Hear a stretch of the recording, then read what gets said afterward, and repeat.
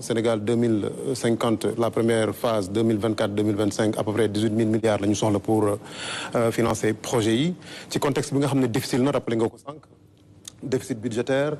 dette publique moo xam ne explosé na mais xam nañ ne tamit yéen ci seen vision financement intérieur ngeen bëgg a privilégié def naa yaa ngi koy rappelé rek démb ci sa discours à la nation maintenant yaa ngi doon wax tout à l'heure stratégie bi mais stratégie bi exactement ndax mun nga ci gën a ñëw ñu xam exactement naka lay demee ndax taxes yi réforme fiscale xam naa dafay am code peut-être dañuy réformer code général des impôts est-ce que dañuy yokkaat assiette bi wala dañuy gën a yokk taxes yi ba nga xam ne Sénégal dina mën a am financement intérieur yoo xam ne dina permettre ñu bàyyi financement extérieur yi nga xam ne xëy na moo gën a metti d'autant plus que comme ni nga ko waxee contexte bi tax na xëy na léegi pour Sénégal am financement dina mettre trop ci à l'extérieur. non taxe yi moom une chose est sûre mooy di yokk ay taxes mooy tax ñu génn ci parce que d'abord mënuloo fekk askan goo xamante ne loof na am nañu jafe-jafe pour régler le courant nga ñëw di leen gën a taxé ci li nga leen doon taxé ba pare mënul nekk en terme de augmentation ay taux. ci lu mu mën a nekk par contre parce que mënta ñàkk mooy augmentation base bi li ñu bëgg Sénégalais yi xam mooy réew yi fépp foo dem ci àdduna y compris réew yi nga xamante ne tey seen koom-koom téye nañu ko jafe-jafe yu ñuy jànkoontel nii weesu nañ ko bu yàgg ñu ngi régler seen problème d'un autre niveau fekk na lii bu ñu ko rombee yàgg na ñooñu à un moment donné ci seen histoire jànkonte nañu ak jafe-jafe yu gën a metti yi nga xamante ne moom la ñuy jànkonteel parce que am na ci ñoom yoo xam dañu leen bombardé ñaari bombe atomique am na ñoo xamante dañuy traversé ay guerre yu yàgg am ñoo xamante dañuy traversé ay crise yu méttee yu yàgg di ay crise économique seen askan yi loru ci loof ci lott ci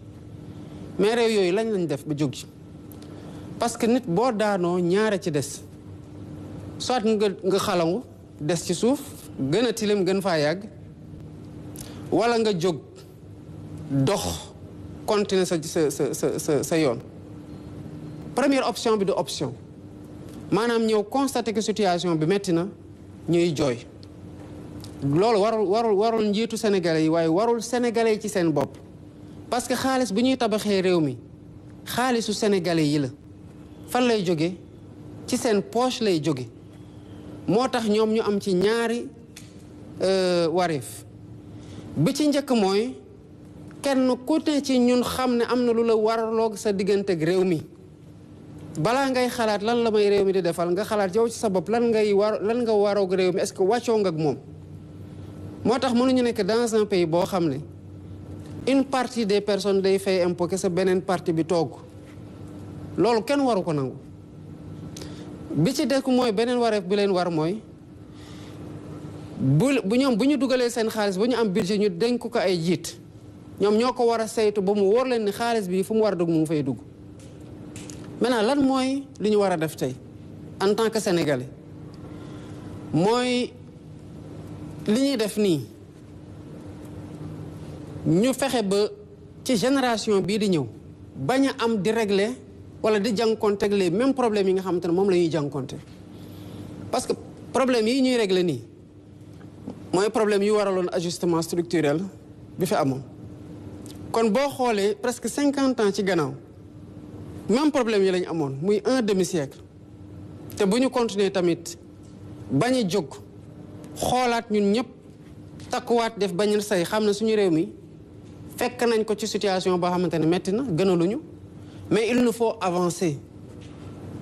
naka la ñuy avancer mooy ku ci nekk est-ce que li la warloo ak réew mi yaa ngi koy def tey ministère de l'économie et des finances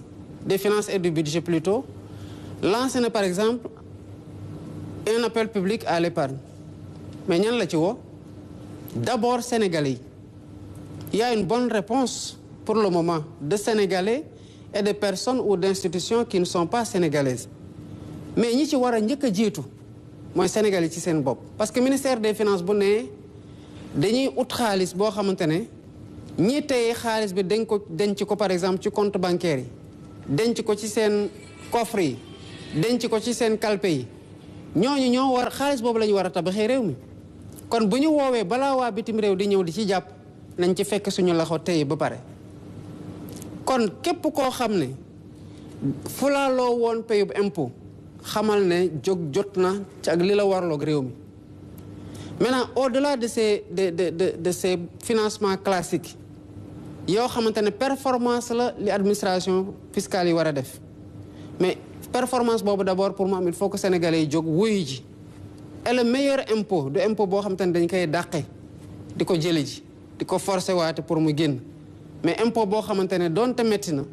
ku ne di nga bës sa xol xam ne réew mi moo ko soxla nga muñ ko dem joxe ji ko ba pare nag di watu ak di saytu fan lay dugg. En plus de ça, il y a les financements innovants mais financement innovant yi mooy lan mooy li ñu woowee woon les bons citoyens wala les diaspora bons. ñu wax ñi nga xamante ñoo nekk ci biir réew mi ak ci bitim réew justement emprunt yi xeet yooyu la ak yeneen xeet yoo xamante ne war nañu bi ci tegu mooy ñu xool ci secteur yoo xamante ne tey